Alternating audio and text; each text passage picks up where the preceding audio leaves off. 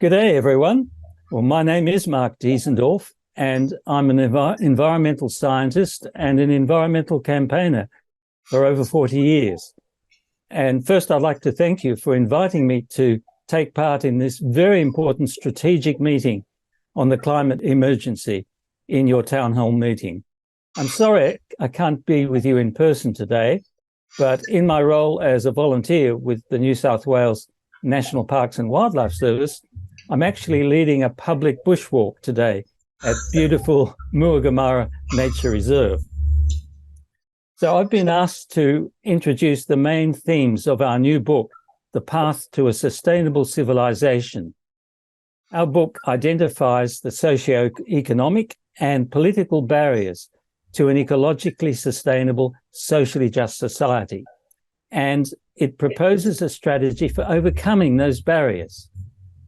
As you know, we are facing existential threats, yet most of our decision makers and influencers seem to be powerless to take effective action.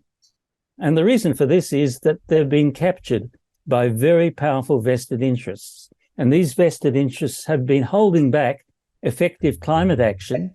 They've been more broadly destroying the natural environment upon which we depend as a life support system. They've been fostering increasing social inequality. And last but not least, they've been dragging us into unnecessary destructive wars and international confrontations that are likely to trigger a nuclear war between superpowers. And in this situation, multiple Australian sites would almost certainly be targets. So what are the tools that we can actually attack? What are the tools used by these vested interests to capture nation states? Well, they include, of course, and we all know, political donations, and they have to be brought under control. They include revolving door jobs between ministers and ministerial advisors on one hand, and the vested interests, the industries and industry associations on the other hand. And those revolving door jobs go in two directions, both directions.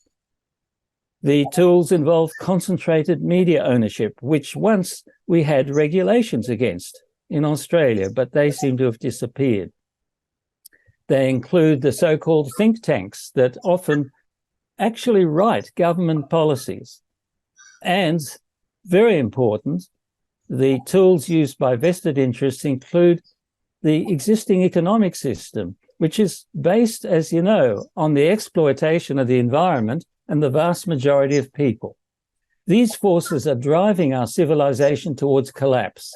If we want to stop this collapse and transition to a better society, we have to disable these driving forces. It's not enough to focus on individual issues like climate change and poverty and deforestation and so on. We have to deal with the driving forces as well. The strength of the vested interests is, of course, their wealth, which leads to political power. But their weaknesses are that they are very small in numbers and their goals are very selfish. Our strength, the community strength, is in huge numbers, provided we can organize them into a coherent force with clear targets that will unite the community and benefit the majority of people.